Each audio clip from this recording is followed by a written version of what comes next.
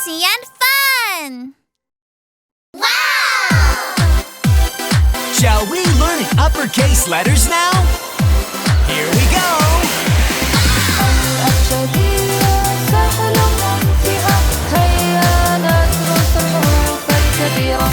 A مثلث airplane A B قائم bread B C دائري cucumber C D نصف قمر dolphin D نائم elephant E F مربع flag F G دائري globe G H مصافحة handshake H I أنا I am I J رفع القدمين jump J K جر kangaroo K L جالس lion L M اثنان mountains M ملتف ماء N O دائري orange O P جانب الشكلي penguin P